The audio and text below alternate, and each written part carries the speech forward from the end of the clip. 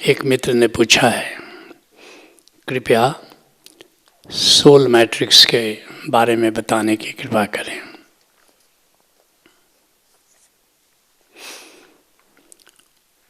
साधना एक अंतर यात्रा है। इस जगत में बहुत सारे लोग हैं जो इन आँखों से देख नहीं पाते, लेकिन ऐसे लोगों की संख्या 0.1% है। Physically blind. लेकिन इस जगत में 99.9% लोग स्पिरिचुअली ब्लाइंड हैं, आध्यात्मिक रूप से अंधे हैं। क्यों? भीतर उन्हें कुछ दिखता नहीं है। इसी तरह 0.1% लोग इस जगत में ऐसे हैं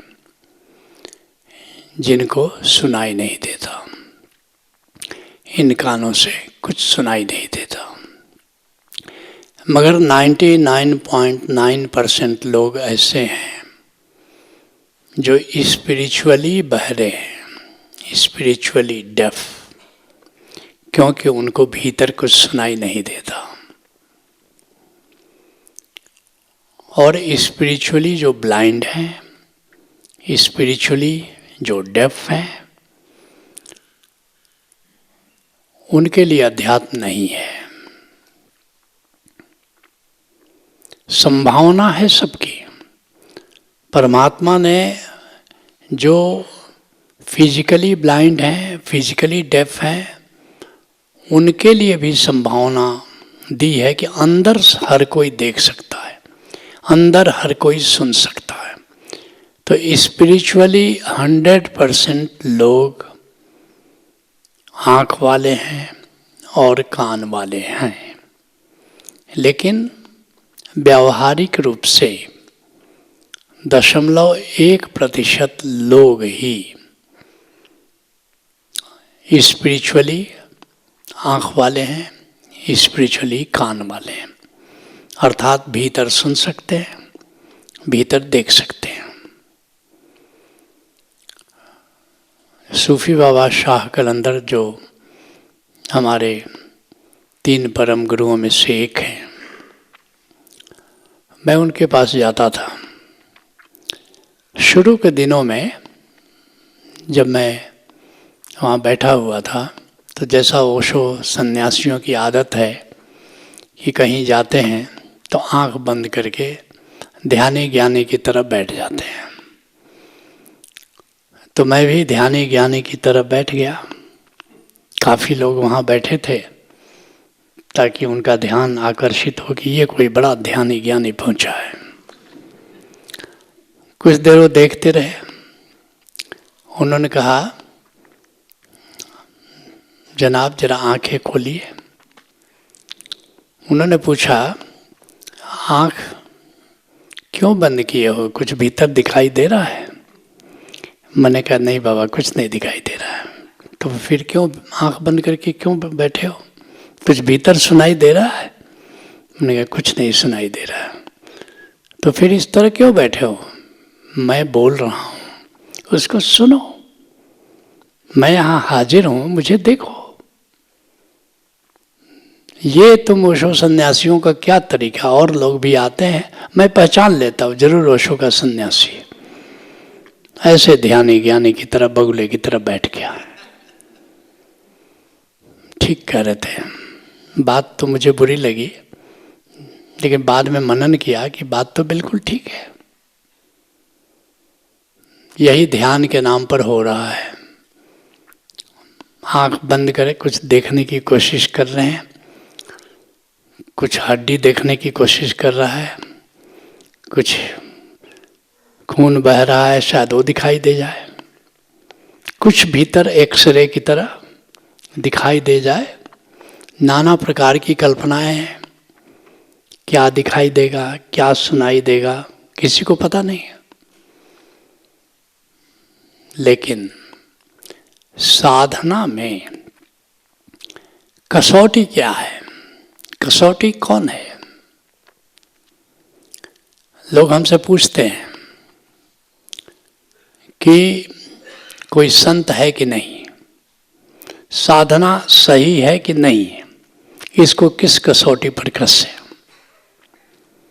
मैं उनको कहता हूं, हीरा परखे जौहरी। हीरा कौन परखेगा कि हीरा है कि कांच है? जौहरी परखेगा। शब्द ही परखे साध। कोई सच्ची वाणी है या कच्ची वाणी है, सत्य वचन है या असत्य वचन है, कौन परखेगा? एक संत परखेगा कि यह वचन, यह सच्ची वाणी है, साची वाणी है। लेकिन संत सही है कि नहीं, ये कौन परखेगा? कबीरा परखे साधको। कबीर की कसौटी पर कसना होगा कि यह संत है कि अंट संत है। कबीरा परखे साधको ताका मता अगाध।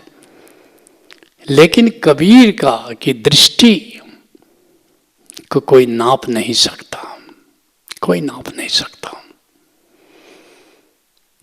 अभी भी कबीर ही कसौटी है।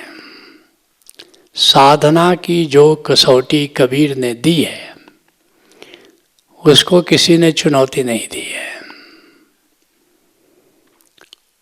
बाकी सभी संतों, सभी बुद्ध पुरुषों को बाद के बुद्ध पुरुषों और संतों ने काट छांट किया है, आलोचना की है। ओशो ने भी सबकी बखिया उघेड़ी है। और मैं इंतजार कर रहा था कि कबीर पर इतना बोल रहे हैं, अंग्रेजी में भी बोले, हिंदी में भी बोले, कम से कम कबीर की भी तो थोड़ी आलोचना होनी चाहिए। नहीं, ओशो ने कबीर में कुछ कमी नहीं निकाली। आज भी कबीर कसौटी है। साधना क्या है? कबीर से पूछो अगर, तो कबीर क्या कहेंगे? क्या साधना है? सुरति, निरति और शब्द ये कहिबे को है तीन। सुरति पलटी निरतही लगी और निरति शब्द में लीन। तीन साधना है, चौथी कोई साधना नहीं है। पहली साधना क्या है? सुरति। सुरति का क्या मतलब हुआ? जो भीतर नाद गूंज रहा है उसको सुनो। जो ओंकार कहो, प्रणव कहो, उद्गीत कहो, सदाए आसमानी कहो, बांगे आसमानी कहो, लोगस कहो, वर्ड कहो। भगवान महावीर उसको अपूर्व श्रुत कहते हैं। अलग अलग लोगों ने अलग अलग नाम दिया। कबीर स्वयं उसको नाम कहते हैं, ओंकार कहते हैं, सतनाम कहते हैं। नानक देव जी भी सतनाम कह रहे हैं। तो पहली साधना है ओंकार के नाद स्वरूप की, ये साधना है। उसके पहले जो भी तुम कर रहे हो वो साधना की तैयारी है, साधना नहीं है। ध्यान कर रहे हो, साधना की तैयारी है। तो पहली साधना कहाँ से शुरू होती है? जैसे फुटबॉल खेल रहे हो, तो फुटबॉल प्लेयर खेल रहे हैं, कुछ लोग लाइन्समैन होते हैं, किनारे रहते हैं, बॉल इधर उधर गया तो ले आते हैं। या टेनिस का खेल हो रहा है तो कुछ बच्चे भी वहाँ डिप्लॉयड होते हैं, वो आकर के टेनिस का बॉल इधर उधर से ला दो। वो भी अपने को, कहाँ जा रहे हो? टेनिस खेलने जा रहे हो। अरे कहो कि तुम इधर उधर से बॉल लाने के लिए जा रहे हो। तो ऐसे ही जो लोग ध्यान वान कर रहे हैं वो ऐसे ही टहलुआ हैं, इधर उधर वो अध्यात्म के मैदान के खिलाड़ी नहीं है, हाँ लाइन्समैन है। तो कबीर किसको खिलाड़ी मान रहे हैं? बस तीन को खिलाड़ी मानते हैं, बाकी उसकी तैयारी है। सुरति, ओंकार को सुनो। दूसरा निरति। सुरति का अर्थ है भीतर सुनना, और निरति, नि मतलब भीतर, रति मतलब देखना। निरति अर्थात भीतर नूर की साधना। सुरति क्या है? नाद की साधना। निरति क्या है? नूर की, आलोक की, प्रकाश की, डिवाइन लाइट की साधना। सुरति, निरति और शब्द, ये हाईएस्ट है शब्द। इसमें क्या होता है? बार बार कबीर साहब कहते हैं, साधो शब्द साधना कीजिए। और साधना नहीं है, एक ही साधना है, शब्द साधना। ये शब्द क्या है? इसलिए कबीर साहब ने इसको साफ किया। सुरति, निरति और शब्द ये कहिबे को है तीन। जैसे एक वृक्ष है, तो वृक्ष को कहते हैं ये जड़ है, ये धड़ है, ये डाली है, ये पत्ती है। मगर असली बात क्या है? पेड़ है, पेड़ है। तो कहते हैं कि कहिबे को, जैसे कोई कहे कि देखो एक जड़ है, एक धड़ है और एक वृक्ष है, तो ये कहने को तीन है तो एक ही ना, पेड़ ही है। तो कहते हैं कबीर साहब, सुरति, निरति और शब्द ये कहिबे को है तीन। और सुरति पलटी निरतही लगी और निरति शब्द में लीन। अर्थात सुरति और निरति भी शब्द के ही दो भाग हैं। दोनों मिल जाए तो इनको क्या कहेंगे? शब्द कहेंगे। शब्द में एक तीसरा तत्व जुड़ जाता है, सुरति प्लस निरति प्लस आकाश, तब उसको शब्द कहते हैं। क्योंकि सुरति कहाँ, निरति कहाँ, कहाँ नाद गूंज रहा है, कहाँ नूर दिखाई दे रहा है?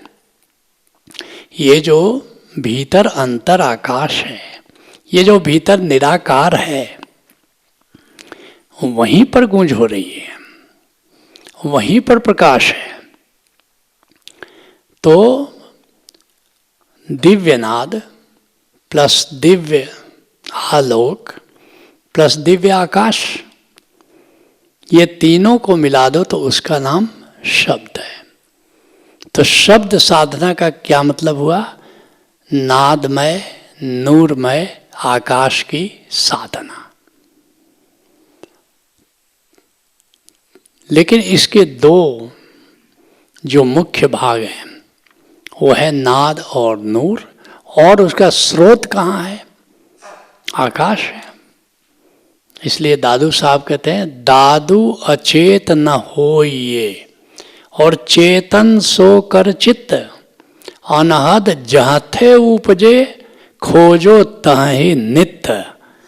अनहद तुमने सुन लिया, ओंकार तुमने सुन लिया, लेकिन वो कहाँ गूंज रहा है? आलोक तुमने देख लिया, लेकिन वो कहाँ जगमगा रहा है? उसको देखना है, उस सोर्स को देखना है। इसी को अध्यात्म में सुरति शब्द योग कहा है। यह सुरति जिस शब्द में सुनाई दे रहा है, उस शब्द को जा, सुरति से शब्द की यात्रा का नाम सुरति शब्द योग है। इसको मीन मार्ग भी कहा है। जैसे मछली उद्गम की ओर जाती है, ऐसे ही ये नाद का स्रोत कहाँ है, उद्गम कहाँ है, कहाँ पर ये पैदा हो रहा है, कहाँ ये गूंज रहा है, इसको जानो। और वो पैदा हो रहा है आकाश में। तो उस आकाश को जानना है। ध्यान में क्या जानते हो? निराकार को जानते हो। और वह निराकार जब 3 डायमेंशनल हो जाता है तो उसको अंतराकाश कहते हैं। जैसे बाहर का आकाश 3 डायमेंशनल है, लंबाई है, चौड़ाई है, गहराई है। तो तुमने अंतराकाश को जाना। अब तुमने जाना कि वहाँ नाद गूंज रहा है। अब परमात्मा से टेलीफोन पर तुम्हारी बातचीत शुरू हो गई। लेकिन तब गुरु साहिबान क्या कहते हैं? सुन सुन नाम तुम्हारा प्रीतम, अब पेखन के जाओ। तुम्हारी बात हम सुन रहे हैं, संवाद सुन रहे हैं कि मैं यहाँ हूँ, मैं यहाँ हूँ। आँख बिचौनी तुम हमारे साथ खेल रहे हो, लेकिन अब हमारी इच्छा हो गई है कि तुमको देखें। अब पेखन के जाओ। और अब यहाँ जब देखना शुरू करते हो तो उस आकाश में प्रकाश दिखाई देता है। कबीर साहब इशारा करते हैं, घट घट दीपक बरे, लखे नहीं अंध है। ऐसा कोई घट नहीं है जो अंधेरा है, सब में दीपक की रोशनी है, आत्म ज्योति जल रही है। घट घट दीपक बरे, लखे नहीं अंध है। जैसे मैंने कहा, स्पिरिचुअली ब्लाइंड, उनको कुछ दिखाई नहीं देता, लेकिन लखत लखत लखी परे, अगर देखते रहे देखते रहे देखते रहे तो कुछ प्रकाश दिखाई पड़ता है। और अगर फिर देख लिया तो क्या होगा? कबीर साहब कहते हैं, कटे जम फंद है। कितना बड़ा आश्वासन है। ये यम का फांस जो है, आना जाना यांत्रिक तरीके से, क्यों? अज्ञान के कारण है, झूठा तादात्म्य के कारण है। लेकिन जब वो दिखाई पड़ जाए तो देखते देखते एक दिन दिखने लगेगा कि अरे मैं देह नहीं हूं, मैं तो यही प्रकाश हूं। मैं व्यर्थ में अंधेरे में भटक रहा था। तो फिर नूर दिखाई पड़ा, अंतर आकाश में उजाला फैल गया। दरिया साहब जिसके लिए कहते हैं कि दरिया सूरज उगिया, 34 भया उजास, नाम प्रकाशे देह में तो सकल भरम का नाश। कहते हैं कि सूरज उगा हुआ है, अनेक सूरज, बल्कि तुम कहीं कहीं पढ़ोगे कि कोई कहेगा 12 सूरज है, कोई कहेगा अनंत सूर्यों का प्रकाश फैला हुआ है, अनंत सूर्य। लगता है कि ये सूरज की रोशनी की तीव्रता की बात हो रही है, इंटेंसिटी की बात हो रही है। जब एक सूरज की रोशनी बर्दाश्त नहीं होती है, कोई कहता है 1000 सूरज, सहस्र सूरज, कोई कहता अनंत सूरज, तो तुम उस प्रकाश की खोज करने लगते हो जिसकी इंटेंसिटी बहुत ज़्यादा है। कुछ लोग कहते भी हैं चौंधिया जाता है। कुछ लोग दिव्य आलोक के नाम पर एक गोल्डन प्रकाश की खोज करने लगते हैं। अपनी आंख जरा दबाओगे तो पीली रोशनी दिखाई देती है, सोचते हैं कि यही दिव्य आलोक है। कई धाराएं हैं, मैं नाम नहीं लेना चाहूँगा, वहाँ इसी को दिव्य प्रकाश कहते हैं। अरे वो तो फिजिकल लाइट है जो तुम्हारी आंखों में संग्रहित है, उसका दिव्य आलोक से क्या लेना देना। फिर कहते हैं अनंत सूरज उगा हुआ है। इससे एक गलतफहमी पैदा हो जाती है कि शायद वहाँ पर अनंत सूर्यों का प्रकाश है। नहीं, वह प्रकाश बड़ा मध्यम मध्यम है, चांदनी की तरह है, बड़ी शीतल है। तो फिर ये कथन कैसे सही है कि अनंत सूरज उगा हुआ है? क्वालिटी की बात नहीं हो रही है, क्वांटिटी की बात हो रही है।